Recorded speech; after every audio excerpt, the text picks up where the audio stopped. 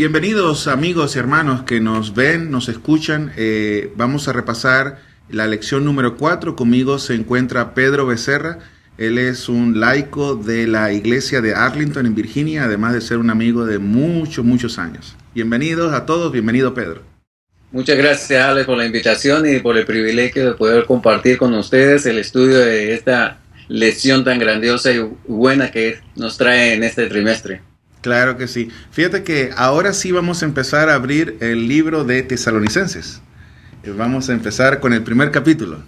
Oye, hay que notar algo que nos metimos casi 3 semanas simplemente dando la introducción de este libro.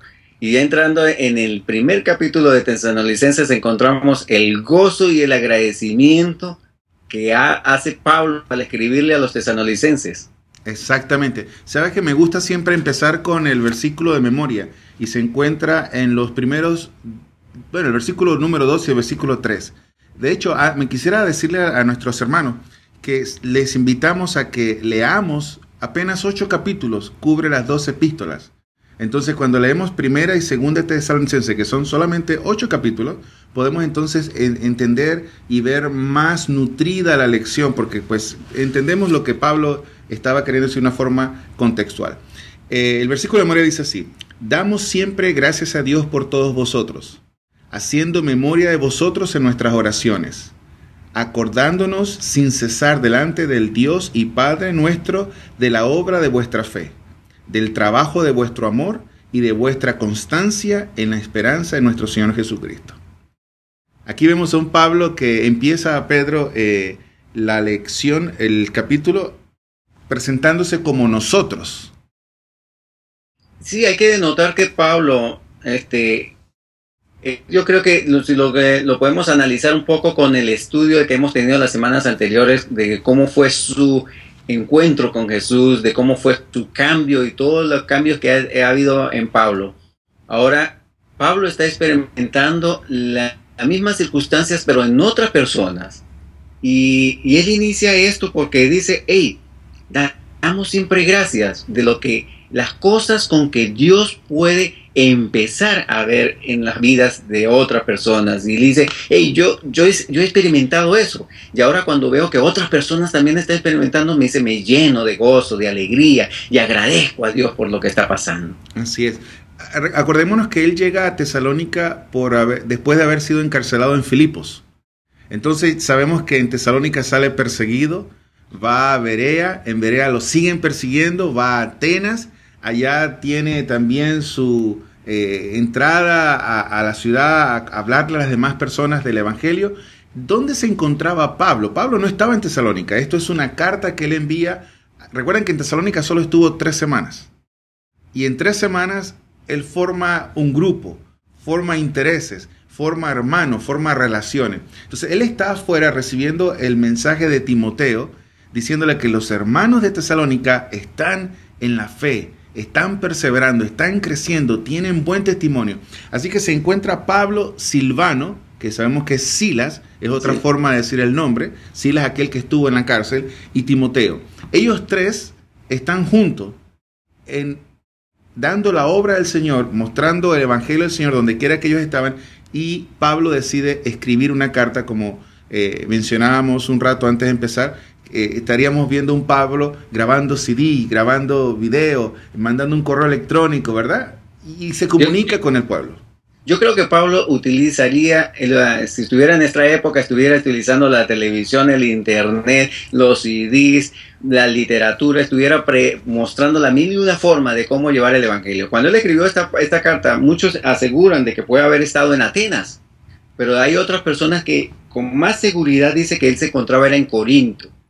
Ahora, hay que notar algo. Pablo, como tú lo estabas diciendo, acababa de venir de una persecución. Había entrado en Tesalónica y se había visto envuelto en una situación que no se esperaba. Porque él estaba llevando, era un mensaje de amor, un mensaje de cambios, un mensaje de recibir a Cristo. Y cuando se da cuenta es que llega un grupo y lo tratan de sacar, digamos, a piedra de allí por revolucionario. Cuando dice, yo no vengo a traer revolución, simplemente vengo a traer la verdad. Y tiene que salir corriendo. Ahora, después de pasar un tiempo, entonces se encuentra un informe de Timoteo, que le dice las cosas que en Tesalónica comenzaron a suceder. Y es agradable cuando tú recibes un informe de alguien que las cosas se están llevando como Dios quiere. Un ejemplo muy sencillo: cuando tú vas, por lo menos tienes el contacto con alguien que de pronto es un fumador, un mujeriego, una persona que está full de vicios, y de pronto tuviste un contacto con él y le estuviste hablando de que por Cristo Jesús puedes haber cambios en tu vida y todo demás, y de pronto tú te alejas por un tiempo y te contactas con alguien que lo conoce a él y te dice: ¿sabes qué? Esta persona ha hecho cambios, dejó el cigarro, dejó el licor, dejó todos esos vicios, pudo de nuevo regenerar a su familia que la había abandonado. Entonces tú te llenas de gozo y dices: gracias Dios por ello. Y eso es lo que justamente con que inicia Pablo esta carta hacia él. Así es, inclusive él, algo que llama la atención es que Pablo siempre, al escribir sus cartas, él hablaba, el siervo de Dios. Él todavía, aunque estuvo preso en Filipos, realmente su encarcelamiento no había pasado cuando él escribió esta carta. Y él le menciona que él saluda con gracia y paz, que él siempre utiliza gracia, y la paz es algo que utilizan los judíos, shalom, y él le hace un énfasis, ¿no?, de tener gracia y paz. Eso me llamó mucho la atención. Y la lección el día domingo muestra una relación entre el saludo de Pablo y 1 Corintios 13, donde habla del amor. Y lo que vemos aquí en común es que la expresión de Pablo por este pueblo, el deseo que tenía Pablo, el sentimiento que él lo llevaba a hablar así, era el amor genuino. El amor que no busca un beneficio, el amor que lo entrega todo. Es ese de notar de que Pablo, nosotros podemos ver a Pablo de un principio que él se entregaba a lo que estaba en sus ideales. Cuando él era Saulo, él se entregó a perseguir a los cristianos porque él pensaba que eso era lo correcto. Cuando se encontró con Jesús, él empezó a trabajar por el evangelio, a llevar el evangelio a todas las personas, porque él pensó que esa era palabra de vida, era palabra de cambios. Y cuando tú lo haces con amor, porque muchas personas dicen: oye, tú tienes que cambiarlo y tienes que cambiarlo. Entonces la otra persona que lo está recibiendo dice: no, este me está obligando. Pero cuando Pablo entra con el contacto con los tesalónicos, él se viene con amor y les muestra. Y ve el grandioso amor que Dios tuvo con él, de que ser un perseguidor de los cristianos, el amor de cambio que hace de Pablo para ser un dador de amor hacia las demás personas con el cual él quería relacionarse. Claro. Entonces, él entra escribiendo esta carta con el gozo, la gratitud que ya hemos mencionado. Y él ahora en el versículo 4 que dice: porque conocemos, hermanos amados de Dios, vuestra elección. Y la elección en el día de lunes toca un tema muy interesante, porque esa palabra elección, inclusive el título de ese día es Dios os escogió. Entonces, ¿Dios escoge a unos o escoge a otros? ¿Cómo lo ves tú, Pedro?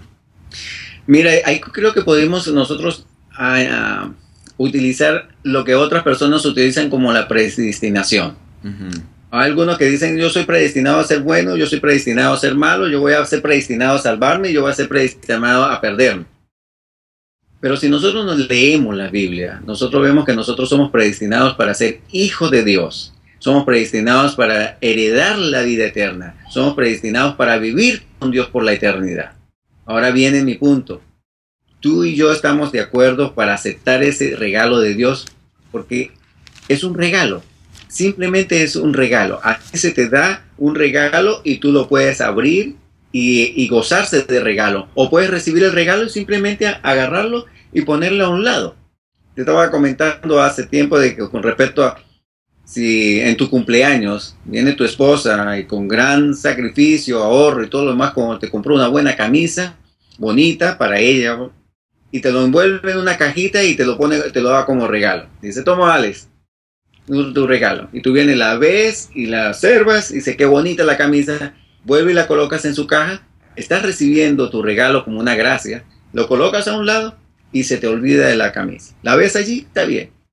Ahora, ¿qué otra forma hay? Que tú vengas y le agarras la camisa y dices: hey, muy linda la camisa, ahora me la voy a colocar. y voy a disfrutar de esa camisa y voy a hacer un cambio en mi vida de presencia porque voy a lucir la camisa que mi esposa me dio. Yeah. Y es la parte que nosotros debemos de notar. La salvación nos la ha dado Dios a todos. O sea que todo el mundo es escogido para ser salvo. Exactamente. Ahora depende de tú y de mí que queramos escoger nosotros recibir ese regalo y admitir ser salvos. Entonces, la clave de los que realmente gozan de esa salvación es la respuesta que tiene el ser humano a esa oferta. Perfecto, ese podría ser. ¿Cómo voy a responder entonces a ese ofrecimiento? ¿Cómo voy a responder yo a ese regalo, a esa gracia? Porque es una gracia, es algo que no me costó a mí, pero sí le costó al cielo en pleno entregarse para poderme dar salvación a mí. Claro, fíjate que en Apocalipsis 3:20 dice, en un versículo que muchos conocemos, he aquí yo estoy a la puerta y llamo. Si alguno oye mi voz y abre la puerta, entraré a él, cenaré con él y él conmigo. Entonces, el Señor está tocando la puerta de todos los corazones. El que responde, ese es aquel al cual Pablo se refería cuando decía, yo sé que Dios os ha escogido, y él también sabía que la respuesta de los tesalonicenses a quien él les dio el evangelio había sido de abrir su puerta, aceptar el evangelio. Entonces, dime. Ahora, la otra parte que hay que notar que no todos aceptaron. Claro. ¿Ok? No todos aceptaron el ofrecimiento que estaba trayendo Pablo, ni los cambios que tenían que hacer. ¿Por qué? Porque lamentablemente para nosotros a veces nos es un sacrificio hacer cambios en nuestra vida. Y con Dios nosotros tenemos que hacer cambios. Claro. Ahora, muchos dicen, sí, pero los cambios tengo que hacerlos para bien o para mal. Aparentemente algunas veces nosotros pensamos que es para mal, pero Dios siempre nos pide a nosotros hacer cambios para bien en nuestros seres humanos. Claro. Ahora, muchas veces se cree de que una vez salvo, siempre salvo. Y lo que se nos olvida es de que la Biblia, desde el Jardín del Edén hasta el Apocalipsis, habla de una obediencia. Y yo decía hace poco, predicando en la iglesia, que si Adán y Eva fueron expulsados del Jardín del Edén por la desobediencia, entonces Dios sería inconsistente si nos dejara a nosotros regresar al Jardín del Edén, que va a estar en el cielo, sin obediencia. Entonces, el versículo de memoria, el versículo que me gusta mucho es, si me amáis, guardad mis mandamientos. Pero al ser humano le encanta quedarse con la mitad del versículo solamente. Amar, yo amo a Jesús. Mira, tú hoy en día le preguntas a cualquiera persona y todos dicen que aman a Dios. Pero la segunda parte del versículo es la condicional. Guardad mis mandamientos. Y ahí está la obediencia. Entonces, una vez, para, digamos, ponerlo en una línea, Dios nos escoge para salvación. Depende de mi respuesta, y mi respuesta va acompañada con obediencia a sus mandamientos. Ese es complementario, es como dos piñones, una entra sobre la otra. Si uno se mueve, el otro obligatoriamente tiene que moverse. Y los dos funcionan así. La semana pasada estaba hablando justamente con un señor, amigo, cliente mío, y él es cristiano. Y entonces voy a utilizar aquí el aspecto de la alimentación vegetariana. Yo soy vegetariano y tengo vegetariano como casi 4 a 5 años estoy como vegetariano. Y yo le hice mi cambio de vegetarianismo porque yo necesitaba hacer cambios en mi vida. Quiero ser una persona saludable y demás. Y hablando con él, entonces me decía, no, mira, tú eres vegetariano, tú sigues comiendo tu monte.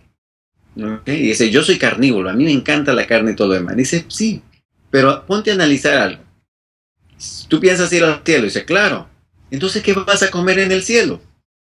Porque en el cielo no va a haber muerte. Y entonces no va a haber carne. Te vas a sentir el cielo aburrido porque no vas a poder alimentarte bien, supuestamente para ti. Claro. Pero cuando uno acepta los cambios que Dios nos exige a nosotros, es para nuestro bien. Primero, aquí en esta tierra donde estamos, vamos a mantener una salud más estable, más fuerte. Y segundo, me estoy preparando para la alimentación que voy a tener en el cielo. Porque yo pienso vivir en el cielo en la eternidad. Imagínate, si no va a haber muerte, si no voy a ver allá las comidas de carne que estoy acostumbrado aquí, entonces voy a sentirme mal de estar allá.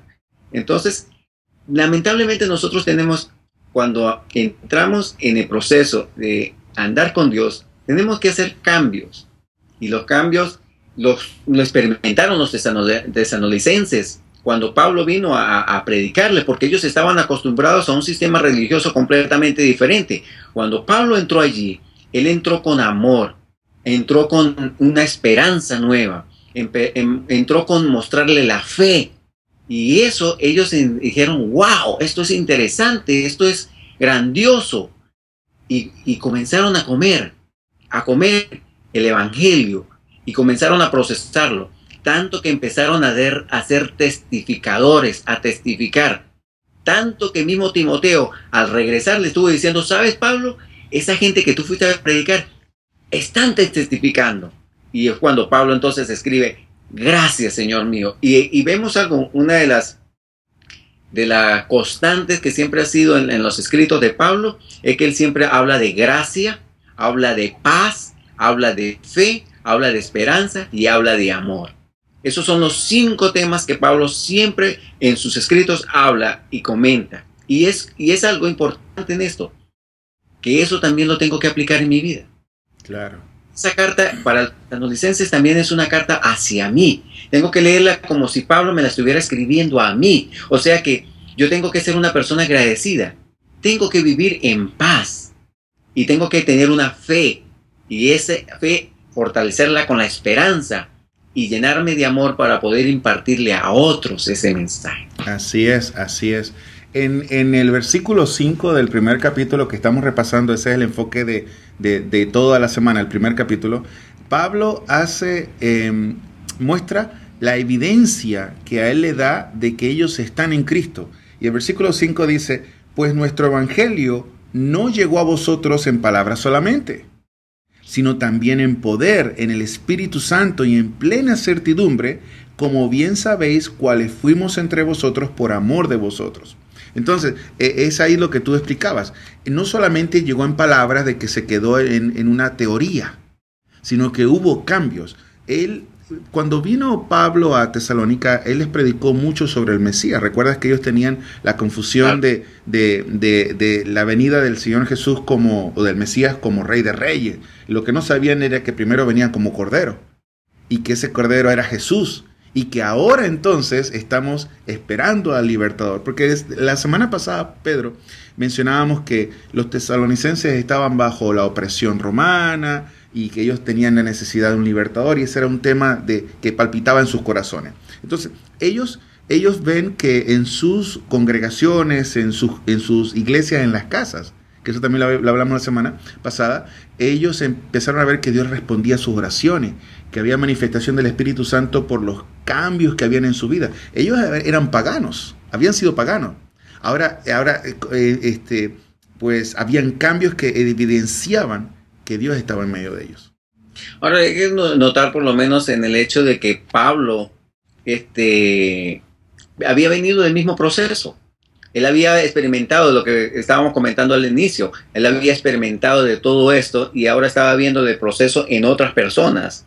Y es importante, por lo menos para nosotros, que nosotros tenemos que testificar en nuestras vidas. Tiene que haber cambios en nuestras vidas para que otras personas puedan ver en nosotros.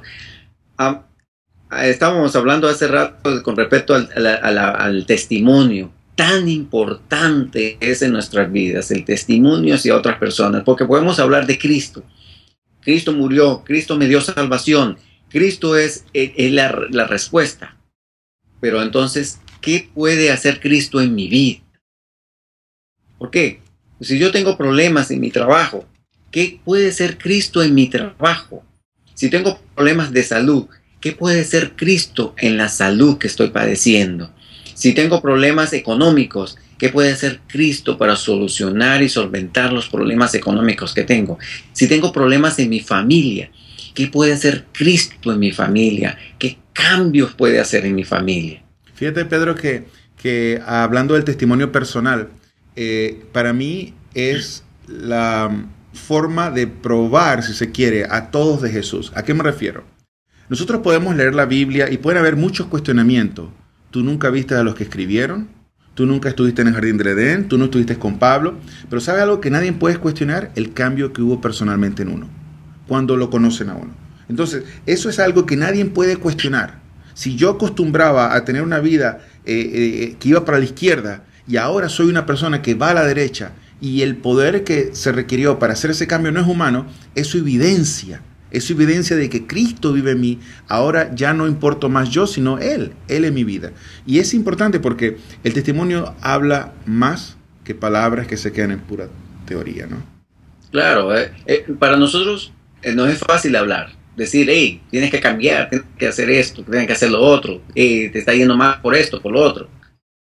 Pero para mi vida, decirle a mi esposa, a decirle a mis hijos, a decirle a mis padres, arrepiéntese, hagan cambios en sus vidas. Cuando yo no estoy reflejando eso, yo por lo menos voy en el caso con el hijo mío, Arnold.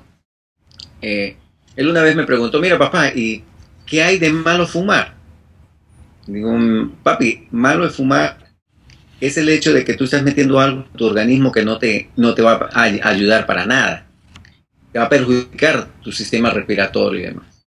Dice, pero a mis compañeros la mayoría ellos fuman. Dice, ahora papito, ¿qué ejemplo te he dado yo? Tú me ves a mí. Tú ves a esos muchachos. Es más, por mala oportunidad, una semana anterior me había encontrado con ellos y nos pusimos a jugar. Y estos muchachos estaban pálidos en el partido que estábamos jugando. Y yo todavía estaba, y él estaba conmigo y dice, nos vimos, dice, bueno, estos se están muriendo. Cuando tuvimos la conversación, yo le dije, mira papi, ¿te acuerdas de estos muchachos cuando estábamos jugando? ¿Cómo estaban?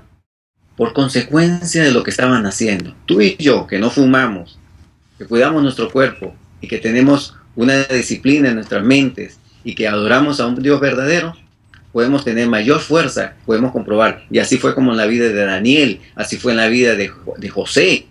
Y así como nosotros vemos a todos esos anteriores, podemos experimentarlo en nuestras vidas también y ser el ejemplo a otros. Y podemos decirle a ellos, hey, necesitan hacer cambio en la vida.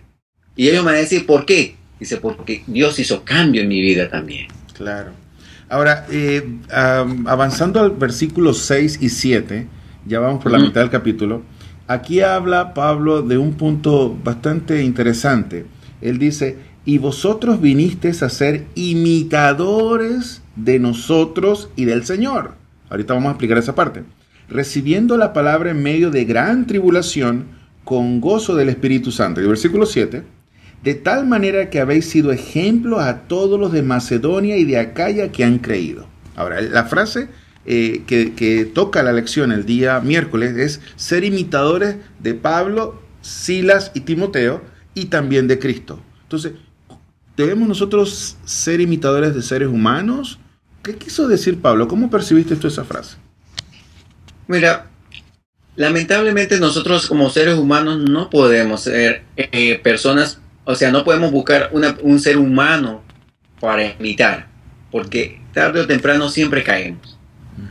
No es lo único que nosotros podemos imitar es a Cristo. Y Pablo estaba diciendo allí, hey, yo quiero que ustedes sean imitadores como yo lo soy de Cristo. O sea, que sigan el ejemplo de Pablo. Sí, hey, vean a mí que yo estoy siguiendo a Cristo. O sea, no me sigan a mí, sigan a Cristo. Hagan como yo. Exactamente, busquen la luz en Él, como yo la estoy haciendo. Y vean en sus vidas el cambio que deben existir. Sabes que yo pienso, Pedro, que nosotros los cristianos no somos islas, ¿no? No somos personas que estamos completamente separadas. Entonces, de alguna forma, Pedro, a nosotros nos ven y nosotros miramos a otros. De alguna forma, nosotros buscamos ciertos, no quiero decir la palabra como tal, pero como un mentor espiritual, alguien que ya va más adelante, y siempre tenemos un pastor, un anciano, un líder espiritual al cual apreciamos. No lo imitamos a él, pero queremos ser como él porque él sigue a Jesús. Entonces, porque correcto. ¿Sabes qué pasa, Pedro? Que en el crecimiento del recién convertido es más fácil seguir el ejemplo del que tú puedes mirar para luego seguir el ejemplo del que tú no miras, que es Jesús. Es correcto, es correcto. Y esa es la parte, por lo menos, que nosotros nos hacemos llamar cristianos, que seguidores de Cristo, debe haber en nuestras vidas el testimonio verdadero. ¿Ok? Claro. O sea, que la gente pueda ver, hey, este es cristiano. Y mire cómo él actúa.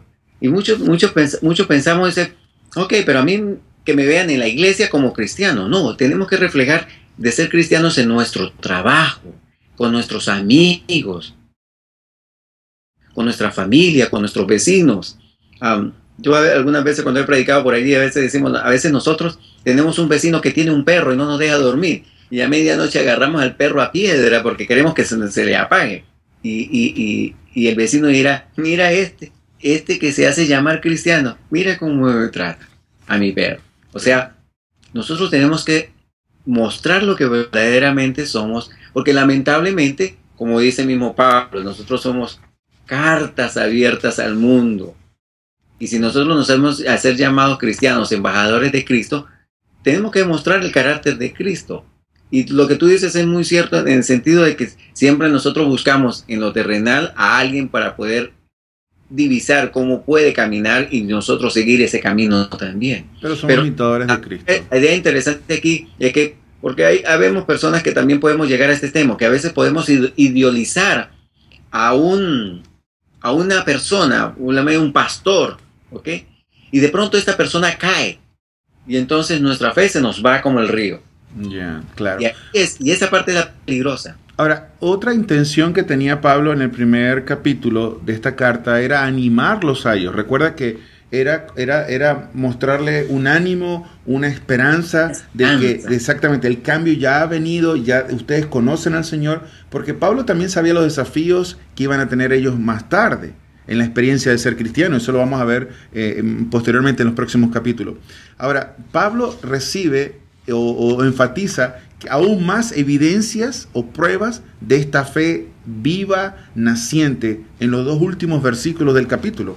Y lo quisiera leer, dice: porque partiendo de vosotros ha sido divulgada la palabra del Señor, no solo en Macedonia y Acaya, sino que también en todo lugar vuestra fe en Dios se ha extendido, de modo que nosotros no tenemos la necesidad de hablar nada. Imagínate, Pedro.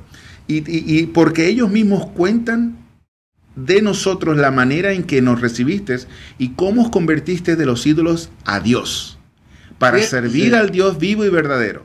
Y termino: y esperar de los cielos a su Hijo, al cual resucitó de los muertos, a Jesús, quien nos libra de la ira venidera. Fíjate algo, el cambio que habían hecho estos tesalonicenses, que los demás ciudades se empezaron a dar cuenta de lo que estaba sucediendo. Y ellos también comenzaron a preguntarse, ¿qué es lo que tienen ustedes? Yo quiero irme un momentito rápido a irnos por lo menos en el pueblo de Israel. ¿Cuál era la finalidad de Dios separar un pueblo para mostrar?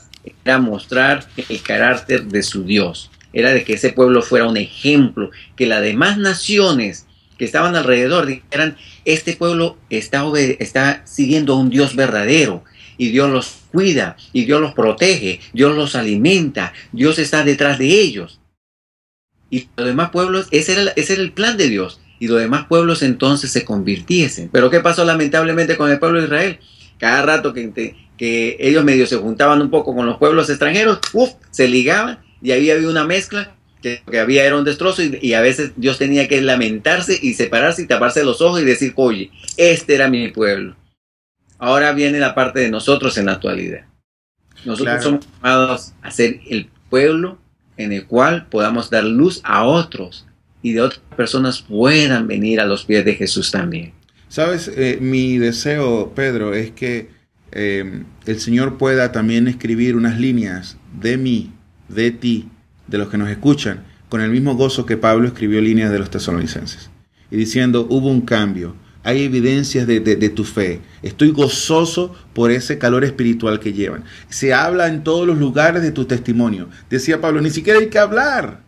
Es tan fuerte el testimonio que ni siquiera hay que hablar. La gente sabe que de lo pagano te has convertido a creer en el Dios verdadero. Ese es mi deseo.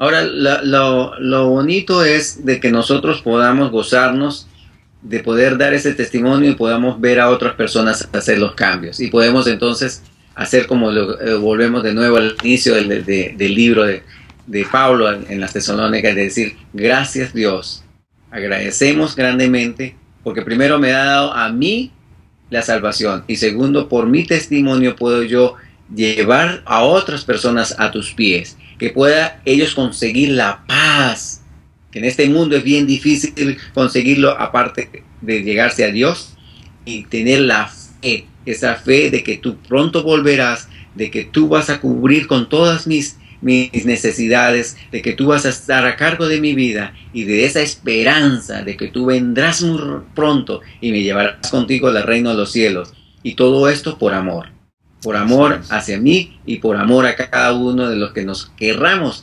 recibir ese regalo que Él nos ofrece. Así es. Muchas gracias, Pedro, por acompañarnos en este repaso. Gracias a nuestros amigos y hermanos que han estado repasando la lección con nosotros, y pues esperamos la próxima semana seguir con el siguiente. Muchas gracias, Pedro.